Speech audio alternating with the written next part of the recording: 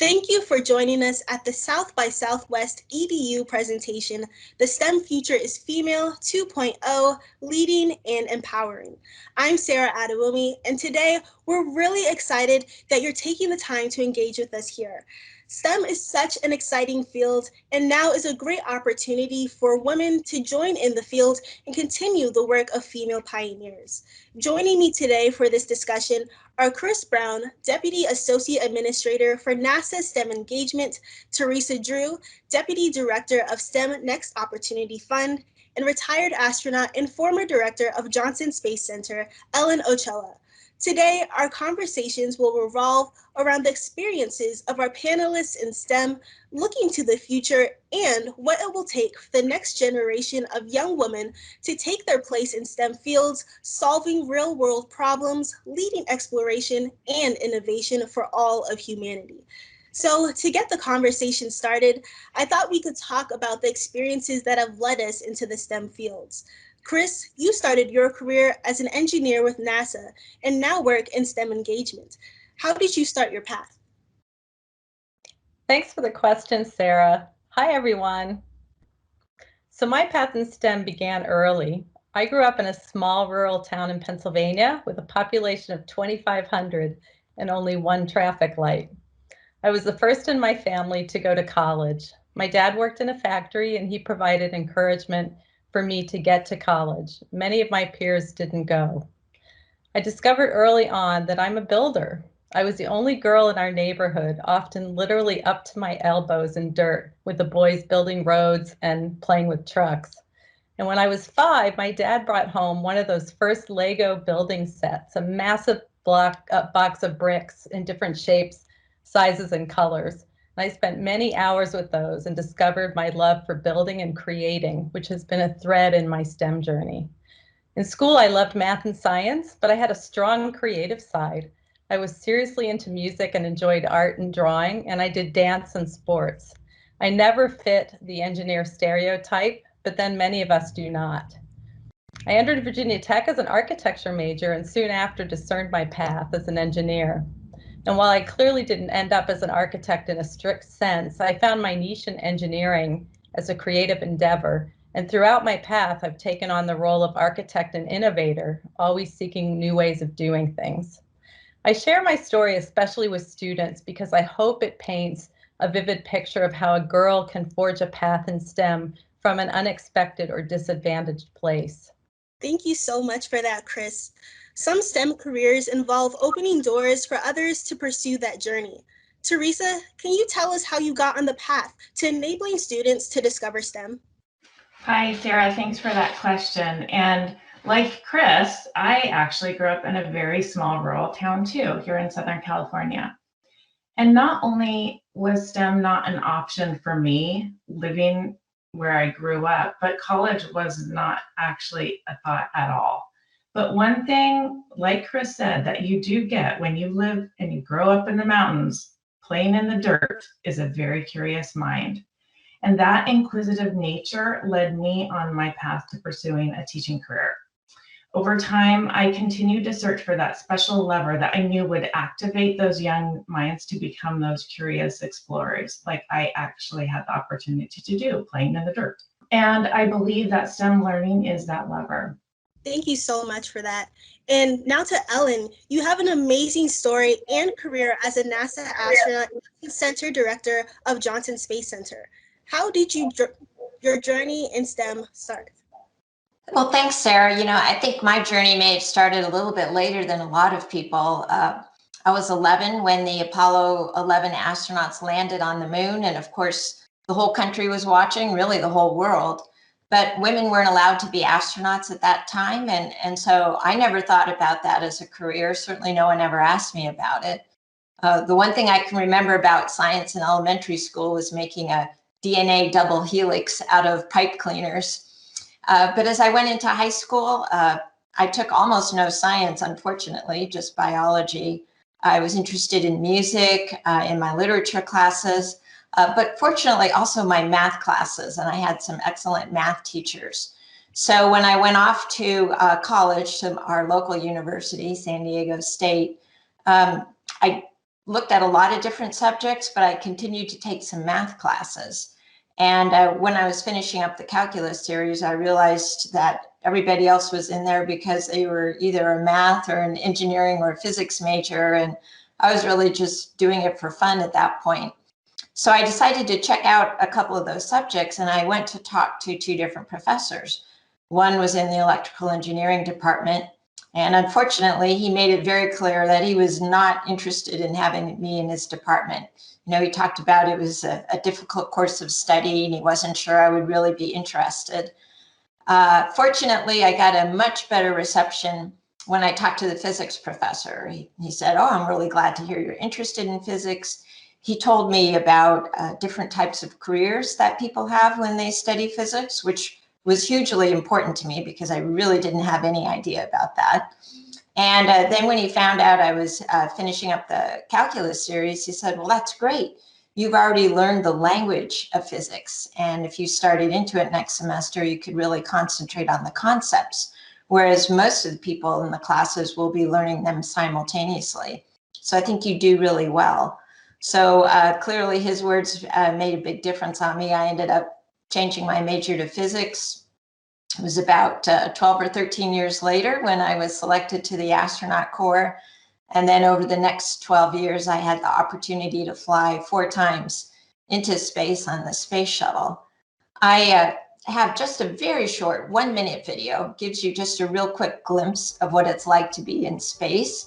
Here you can see the space shuttle Atlantis on the launch pad. This was my 4th and final flight, a crew of 7 of us.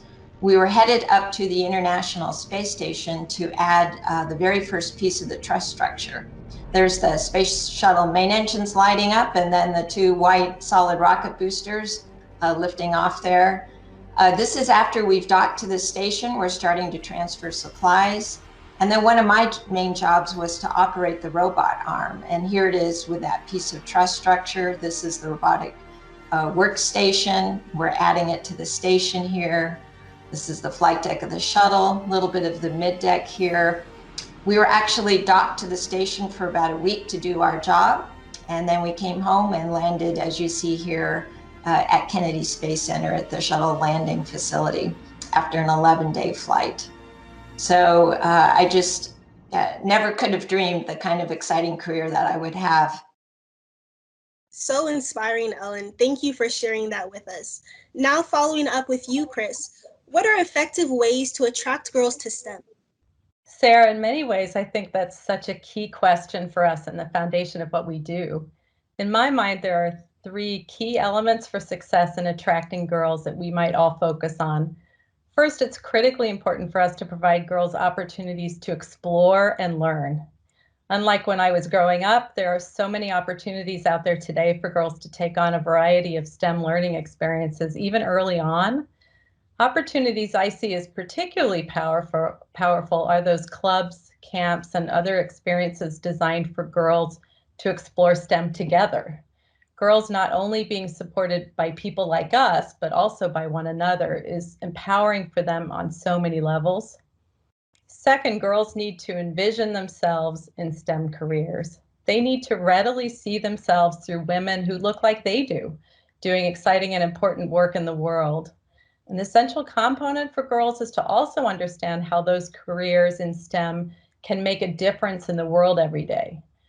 And finally, third, as educators and leaders, we need to take on the mantle of providing support systems to guide girls along the way. Having access to powerful women role models and mentors is vital. I know that I was really inspired hearing Ellen's story and seeing her in action as an astronaut. And that's so inspiring for young girls and all of us. Yes, thank you for that, Chris. And now once girls start on a STEM journey, Teresa, what are some tips to keep them on that pathway? Your question, Sarah, really is the $1 million question. And essentially, we're considering the gender stereotypical barriers that come into play early and continue through high school for girls. We have some real barriers to overcome. So like Ellen actually pointed this out, girls are offered STEM only after they've expressed an interest in it, whereas boys are often offered STEM regardless of their interest. And this starts early. Yes, and that is so important. And on that note, Ellen, what experiences best prepare girls for STEM careers? Well, I have to reiterate what Chris and Theresa mentioned, which is seeing role models is certainly one big piece of it. I know what a big difference it made for me to see Sally Ride fly in space. So first American woman to fly. I was partway through my PhD program, studying to become a research engineer. And not only was she a woman, but I knew we had other things in common. She had been a physics major like me. She had graduated from Stanford, and that's where I was currently getting my doctorate. And I think I really needed to see all those things in common for it to even occur to me that maybe this was something that I could do. And then, of course, over my time at NASA, I've gotten to visit so many schools and talk with after-school programs. And it's so fun to see the excitement that students have for space. And so many of these students have written to me about what seeing me meant to them. I've also participated in a lot of after-school programs, the Sally Ride Science workshops for middle school girls, Girls Start, Expanding Your Horizons, and lots of others. But I should add that, obviously, there are limited opportunities for a personal visit, and so lots of school kids will never get to have that opportunity. But now there are things like in textbooks, there are sidebars about me and other women in science and engineering. There's books in school libraries that highlight examples. I've been fortunate enough to have 6 schools named after me. A couple of other things, when I was center director at Johnson Space Center, we hosted an episode of Sci Girls, which is a PBS kids show. So it's aimed at girls age 8 to 12. It's actually hosted by girls in that age range. So we had a few of them come to our center. One of our early career Latina engineers served as their host for this episode, and I got to just make a cameo appearance. So that's something that's available for kids. And now, after 30 years at NASA, I'm now associated with NSF, being on the National Science Board. And I've learned about some of the resources and research that they do about better ways of teaching math and science, how to engage girls. And of course, they have some information out on the web, resources for teachers and students as well. Thank you for that. And in relation to resources, Theresa, what role do families, friends, and mentors play in helping girls stay on track in STEM? Well, families, friends, and mentors are absolutely critical. I mean, you heard Ellen, she had her friends, they were encouraging her to apply to the NASA program, her professors. Those encouragement and those encouraging words mattered. And what we know about families is that families don't need to be the expert in STEM. They don't need to have all the answers. We know that STEM can be intimidating for families. I know I have 2 girls, and for me, it's hard and intimidating to help them sometimes. We know that simply by saying you can do this, here's an opportunity for you, that makes a really big difference, especially for girls. Yes, and referring to learning and then embarking on professional journeys, Chris, how did you get started on your NASA career path? Thanks, Sarah. So my career path actually started in working on designing industrial plants, and this included a stint at a large construction site. So imagine me with my hard hat and boots and flannels working hand in hand with an all-male construction crew every day. That was an amazing way to start my career. And then through a colleague, I found and landed a job with a small firm that does engineering design and analysis for NASA missions. And I did structural analysis on various shuttle payloads on the vehicle that Ellen flew on. I then transitioned to be a NASA employee, serving as mechanical systems manager on several flight missions, and then later moved into engineering management. And my path later pivoted beyond the technical realm into strategic leadership, then to strategic communications and public engagement, something that I'm really committed to and passionate about. And now I've come, in a sense, full circle back to my engineering roots, to my current role, which is an absolute thrill and privilege. My path in STEM presented lots of challenges. Early on, I'm sure Ellen will remember, we were among very few women in the STEM workforce. I was typically the only woman in the room. And from that, I learned valuable lessons that I try to share with students. First is to be competent. Being excellent at what you do opens doors for new opportunities.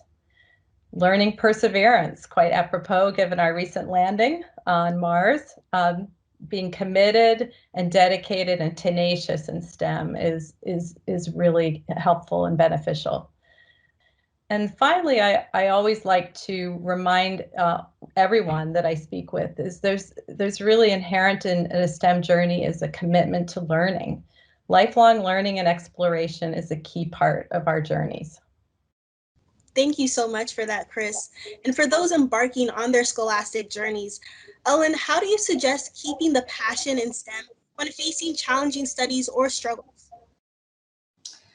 Well, I think part of it is about what might motivate you to choose STEM. And I hope that through a lot of these programs, what girls really realize is it's about creativity, it's about curiosity, and solving problems and challenges. You know, science is really about discovering new knowledge, and both it and engineering can directly affect, you know, health and well-being of your loved ones and the strength and resilience of your community. So kind of keeping your eye on the big picture, I think, is one way to get yourself through it. And then just realizing really anything worth doing is not going to be easy. So keep focused on that goal. I know when I found a particular class difficult, I tried to take advantage of resources. First of all, realizing that other people in the class are in the same situation. It wasn't just me. I'd visit a professor during office hours. You know, there are things you can do, like see if there's a student chapter of a society like Women in Science and Engineering or Society of Hispanic Professional Engineers, and you can find a cohort of people to study with or just talk with. I know there was a Women in Science and Engineering conference in college that made a difference for me because they brought in a number of women who were working in the field who just talked about what they did every day. And that to me gave me a lot of information that I didn't really have. And then I would say, look for the people who encourage and support you, those people that know you. The ones who discourage you, like that one electrical engineering professor I talked about, you know, he didn't know me at all. I obviously just didn't fit his picture of what an engineer looked like. But he didn't know anything about the qualities that I could bring, the ones that really matter, you know, hard work and dedication and interest and curiosity. Fortunately, I've had a lot of people who did encourage me. And I had some great professors. My PhD advisors were wonderful. I'm still in contact with them to this day. My very first NASA supervisor when I was a research engineer, you know, put me on an agency-wide team just a few months after I joined NASA. That gave me some visibility and a chance to see what other opportunities there were at NASA. Thank you for that, Ellen. And another follow-up question for you. What advice do you have for girls and young women who are considering STEM but are not sure what to do next or if they want to take the risk? Well, you know, in a lot of ways, I don't really see it as a risk. In fact, I see it more of a risk of not trying to do something challenging and interesting, and that can provide a good career for you. But, you know I almost talked myself out of applying for the astronaut program. You know, I just kept thinking, oh, thousands of people apply, and there are probably people that are so much better qualified. I wasn't really sure at that time exactly what NASA looked for, but I thought maybe it wasn't very much somebody like me. Fortunately, I had a couple of good friends in graduate school, also one of my advisors that I did talk to, and they were like, absolutely, go for it. And there really wasn't any downside to actually applying for it. And the possibility of what it could lead to was so exciting. You know, there's just lots of STEM jobs that really do provide an interesting career. And of course, while you're in school, you know, girls should take math and science, look for the opportunities outside of school that Theresa has talked about that could give you some hands-on examples. it really opens up a lot of options, even if you're not sure that's the way that you want to head. I guess one other thing I want to mention is, teamwork is important. Obviously, for astronauts, we work as a crew, both in space and on the ground. And also, scientists and engineers generally work as a team in a group, or they collaborate with others on the work that they're doing. So for me, music was the way that I learned about teamwork. Other people get it through sports or dance teams. And it's not something that you have to think about leaving behind. Music is something I've done my whole life. I even got to play my flute in space on my first flight. So I think it's important to realize that scientists and engineers, they're not one-dimensional. They're interested in many different things. And I think that's important for girls to realize. Thank you, Ellen. Powerful words. And now, Theresa, how do you see after-school learning in terms of its capacity to help girls to stay on STEM pathways? Thanks, Sarah. I just want to touch on something that Ellen just said. I agree 100% that following a STEM career or STEM pathway doesn't necessarily mean you have to end up in a STEM career. Those skills transfer into so many different opportunities. I find myself every day in my job using engineering design process just in my thinking, and how are we going to be able to provide these types of supports and capacities to after school providers and bring these really rich experiences to young people. So these skills that young people learn in STEM are transferable to so many careers, and they're so valuable today. The Million Girls Moonshot initiative is a collective impact approach. It's really a movement. We know that it takes a village to help support young people in their STEM pursuits. At the national level and in every state, there are after-school networks that are activating their cross-sector partnerships to increase access and opportunity to STEM learning. Working with partners like NASA to help spark those young minds and literally bring them out of this world experiences. I invite all of you to join the Moonshot, connect with your after-school networks, and have access to these amazing, inspiring female role models like Ellen and Chris. Thank you for that, Theresa. And now back to you, Chris. What else can girls do while they're in school to prepare for a STEM career? I think we've heard a lot today from both Ellen and Theresa, and some things that I shared earlier about lots of ingredients in a recipe to help girls get on a STEM pathway and to sustain them on that pathway. And as I mentioned earlier, it's really important for girls and for boys to focus on their learning and being committed to being confident in their work and learning the skills that they need for that foundation of success. I'd love to encourage all of you to explore what NASA does in this space. If you're an educator, please join us. Sign up for NASA Express, our weekly newsletter. It features upcoming opportunities.